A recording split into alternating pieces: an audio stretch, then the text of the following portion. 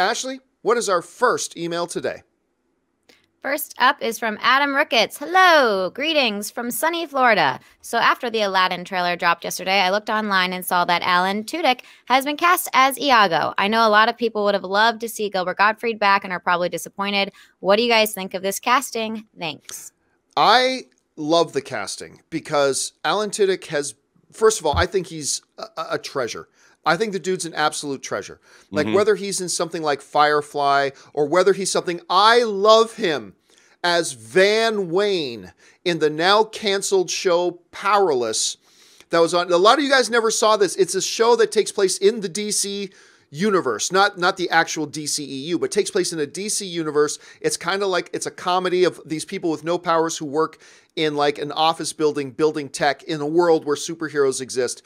And Alan plays Van Wayne, Bruce Wayne's moronic cousin. And he's like a vice president at Wayne Industries and all that kind of stuff. I love him in that role. But listen, he has very quietly gone on to start to amass a really large voice acting resume, including Disney seems to put him in everything now. Because just look, him being in Aladdin now is no big surprise because look at this relationship between Tudyk and Disney. He was in, of course, he was the voice of King Candy in Wreck-It Ralph. He was the Duke of Wesselton in Frozen. So in Zootopia, they made him the Duke of Weaselton. Big Hero 6, he was Alistair. In Moana, he was the chicken Hey Hey, which was great. Why did you get Alan to play that? I don't know, but they did. Of course, he's one of his best voice acting things that I've loved him in is he was the voice of K2SO in Star Wars Rogue One. And then again, he was in Wreck-It Ralph again, but not as King Candy. This time he was Knowsmore, the search engine guy. So Disney has just gotten into this habit of putting him in everything, which I think is great. Now, a lot of people love this guy, but there are going to be people out there who are like, well, I mean, why didn't you just get Gilbert Gottfried back? Why not go out and get Gilbert Gottfried? I mean, you got, James Earl Jones to be Mufasa again, sure, but this isn't the live action movie. So look, would I have been tickled had they gone out and got Gilbert Gottfried to do the voice of Iago again? Yes, I would have thought that was great.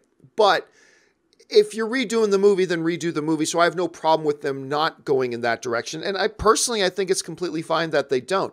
Anyway, Robert, you heard about this. You got Alan Tudyk doing the voice of Iago. You like this move, or do you think maybe they should have gone in another direction? No, I think it's great. And like you said, he's obviously beloved, and I love his voice acting.